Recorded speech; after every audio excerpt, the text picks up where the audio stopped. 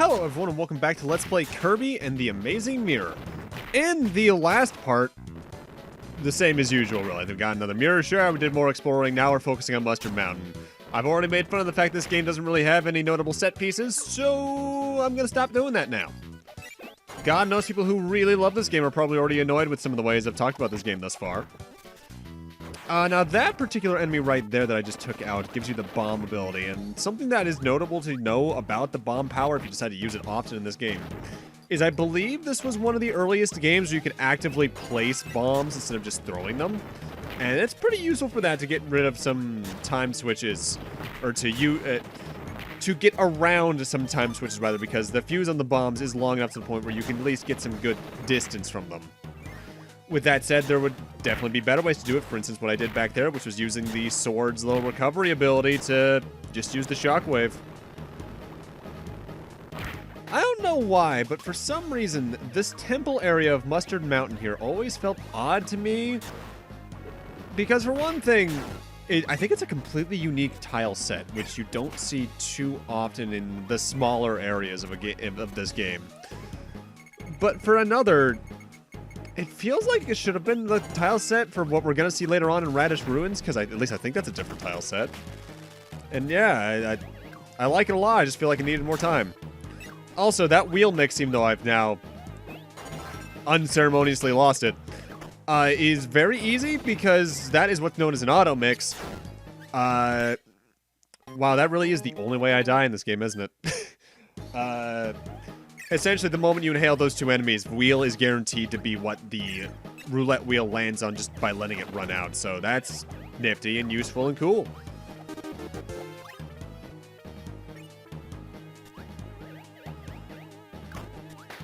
Mustard Mountain, from what I recall, is a relatively straightforward area to get around compared to some of the other ones. It also has definitely one of the more straightforward boss fights. But I recall, I can't even recall which area of the game has the most goal games and one-way pathways. If I had to guess, it's either here, Radish Ruins. Actually, Radish Ruins is probably the most loopy in terms of how many ways it loops back on itself. In fact, you know what? I'm just gonna get maps up to see if I can get a good grasp on this. Because due to how this game's structure is, I can't remember the difficulty curve, because it doesn't really have one, as I've commented on before. Alright. Rainbow Route's generally the largest, but it connects to the most areas, so that makes sense. It's the central area. Moonlit Mansion's pretty straightforward. Cabbage Cavern, pretty straightforward. Mustard Mountain has a lot of one-way pathways. Actually, wow, that's mostly one-ways. So I guess that would be a good place to get around. You have to figure out where you have to go to get to there. Carrot Castle has a lot of one-ways, but that's meant to be done in like one linear setting. Like you get from the far right of the map to the far left trying to get to the boss fight, and the other ways are just alternate ways to do that. Olive Ocean has a couple, but they're all on the bottom towards the boss fight. Peppermint Palace is pretty open-ended. Yeah, Radish Ruins has got a lot of one-ways, but it also has two distinct pathways past a certain point, so that at least makes sense. The top half of Candy Constellation is all one-ways. You're either going to the Boxer goal game, the Bonkers goal game, or the boss fight. You can't turn around on any of those paths. And that's what I mean by all the one-ways. God damn, that's a lot. I don't know why. I recall figuring out Cabbage Cavern and Mustard Mountain relatively early as a child, because I remember, in particular, I think it's a room we've already been in before. The green room, I think Cabbage Cavern, with a door on the bottom left that you can just use stone to roll down. I think there's like a... No, I want to say there's like a body spray for Kirby in that room on the very top of it. I don't quite recall. Either way, my memories of precise rooms for this game are relatively sparse is the point here. I remember linear Rainbow Route. I remember Midnight Mansion just because that's still part of the early linear game. I remember the 8-way cannon room in, I think that's in Carrot Castle. And I remember the final area and that room I just mentioned, and that's it. Coming back to this game, there was a lot I did not recall, which again, could be because, admittedly, I haven't played the game in a while. Prior to this set of recordings, the last time I played the game, if I've already haven't mentioned this, was, barring trying to play it with Scott back in high school, probably, if not early high school, like mid-middle school at the latest. This is not a game I go back to often, and that's partially just because, as I mentioned before, Kirby's just not a series that I'm the biggest fan of to begin with. But also, there's just other Kirby games I would rather go back to. Like, I would probably go back to Nightmare in Dreamland, or... yeah, probably Squeak Squad before I went back to this. Maybe KDL 2. Not KDL 3. That game's beautiful as all hell visually, but not the biggest fan of those hard star mechanics. As I think I covered plentifully in that very LP. For that, though, now it's time for us to start heading towards Mustard Mountain's actual boss fight. And here's the fire for the fire level. If I recall, there's no way to avoid damage from the fire. It's not like, say, Fire Kirby can walk on lava. It's not like, Tunic for Link in some of the Zelda games. No, you have to just be careful, period. Invincibility and, Wheel can roll over certain parts of the fire, but not others. It depends on what kind of hitbox I think there is the bottom line there. Love the music here. Again, this game's soundtrack, when it's completely original stuff, is really good stuff. It's a shame that most of it is just reused from prior games, and not in the way that a normal Kirby games like remixes would be. I mean, like, a lot of this is just the Nightmare in Dreamland soundtrack, and that's a good soundtrack. But give us more variation. Also, this is something I didn't know until researching and practicing and watching speedruns. The Cupid Kirby's arrows can actively break the strings that Cutter and Sword can. And logistically, that makes sense. It's a sharp arrow. As a child, though, I never did that because my brain never calculated that, you know, is sharp thing. Actually, I mentioned rooms that I remember from this game earlier. This next room's also one, just because I remember the... oh, no, you can clip through those as wheel. I forgot about that. What you can't clip through is the lava waterfalls. Don't try to go through those. But yeah, I remember this room right here because of this random battle against Shadow Kirby. I really don't know why they made him a recurring mini-boss like that when they're fleeting moments at best that equate to not even jump scares.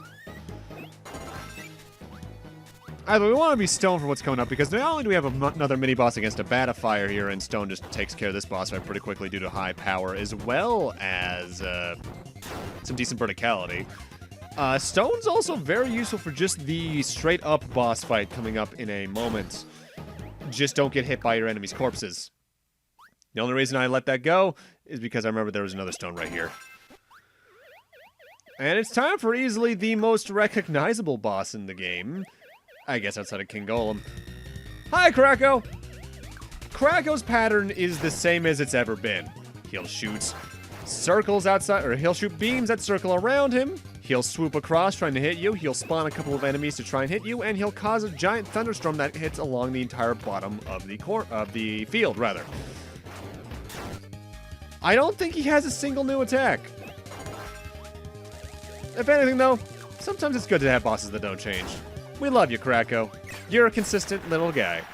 With that said, you're also very easy because of that. And that's Mirror Shard number 7. All that remains is the one in Radish Ruins, if memory serves.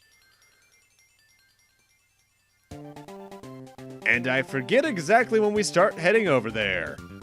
Because for right now, not only do we have, I believe, a couple of rooms in Mustard Mountain we still need to grab for map completion, I think there's a couple of chests we need to grab, period, throughout the entire region. So we're going to take a while to go and do that, which means I need to think of tangents to talk about quick while I explore, because to be frank, I'm running out of things to talk about mechanically with the game. We've been all over a lot of them. I suppose, thinking about it, one thing I do find interesting about this game historically is that it was by and large almost a kind of a testing ground, at least for the multiplayer faction of Kirby. Because once you hit the Wii era, with Return to Dreamland, where 4-player co-op was a big thing on the Wii period, as well as Star Allies, it became a thing for the series. And I'm genuinely surprised that it took them that long to bring it back, because I think the only other Kirby game besides those that has active multiplayer that size, technically is also Nightmare in Dreamland for its little mini-games, but that doesn't really count to me. Air Ride. Which means Kirby was, now that I think about it, also one of the earliest games to adapt that 4-player co-op mentality that Nintendo's had for a while now. Which, I guess if there was a series for them to test it out with, the simplest platformer would probably be the one to do that in. But the fact that they originally tested it out in a very experimental Metroid-like for the series is a little interesting. Also, that wasn't me going into a room a moment ago that I hadn't been in, that was just me forgetting which door I needed to go in. That happens a lot. I love this background, by the way. I don't know why, I always love mountain areas. Mountain areas might be top 4 visual areas to me in game design stuff. I love lava areas, I love water areas, visually. And sci-fi areas. Be it just future cities or the other cool shit you could get, like battle networks and internet areas, where it's just straight up electric techno stuff.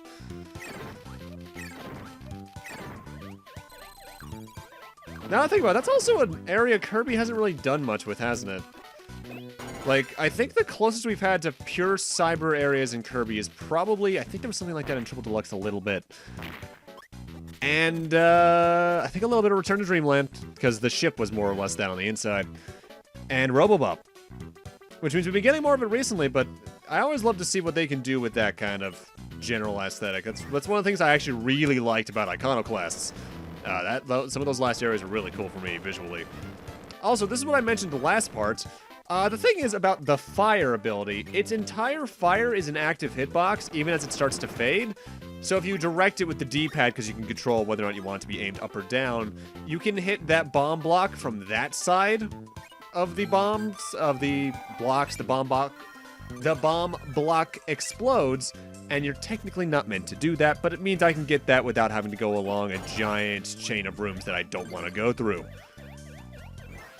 You'd think that would come in handy more often, but at least in the route that I used for this, even casually from my memory as well, it just never really does.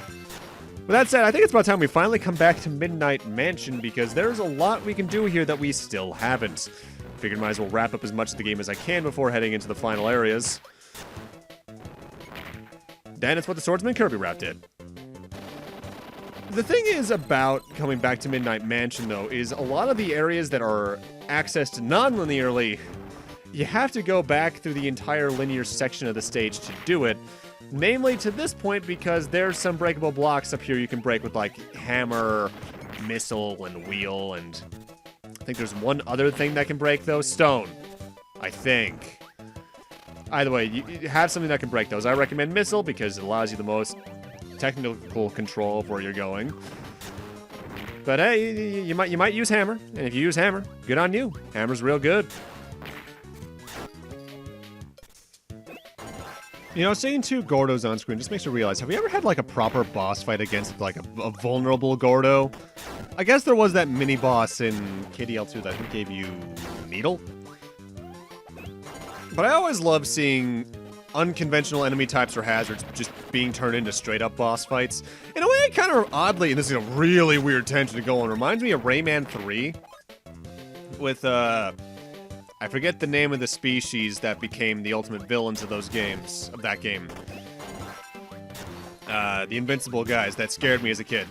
But it reminds me of them just becoming a boss fight later on when, you know, they're not invincible.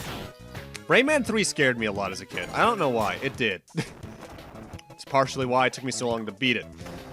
And even then, I've only beaten it the once, because, Rayman 3's got problems. So does Rayman 2. I'm just not a Rayman fan, I think is what it comes down to. Although I did like the 2D platformers throughout the early 2010s. Those were solid.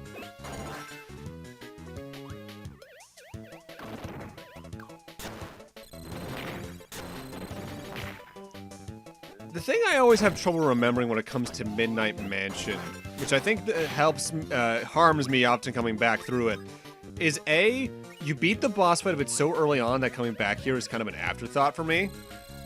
And B, you have to go in unexpected directions to reach some of the other places. Like, there's 2 routes I think we're going through here for, both of which I believe end in a goal game. But they're so out of the way, even compared to the other goal game exits in the other worlds, that it feels odd. Or wait, does this lead to, Candy? I can't currently remember, because I recorded this a while ago. Yeah, now we're back in this part of Candy. And we've already completed Candy, of course, so let's get the hell back to Moonlit Mansion.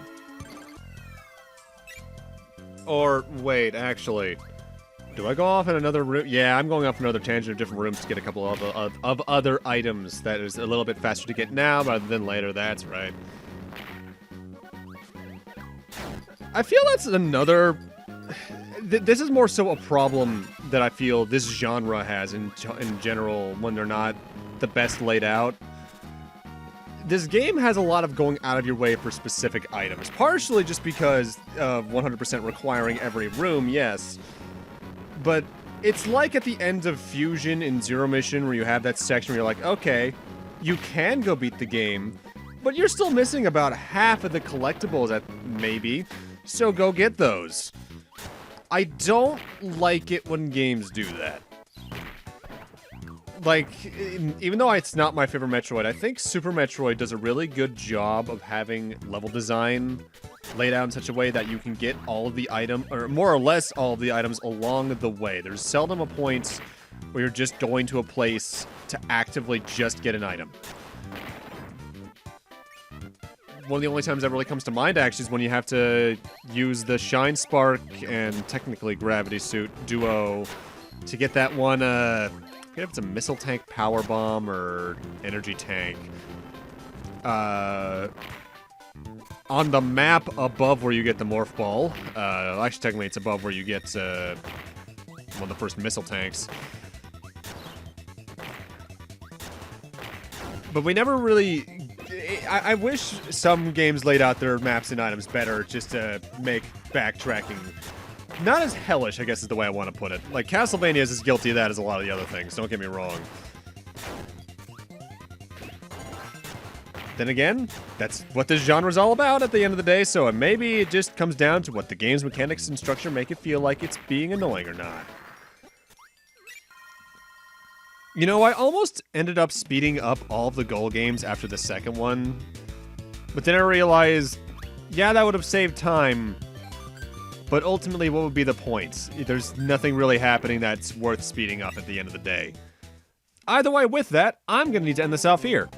Thank you guys for watching, and in part 7, we finish off Moonlit Mansion, I believe, as well as go after the boss of Radish Ruins and explore the area itself relatively proper. See you guys then.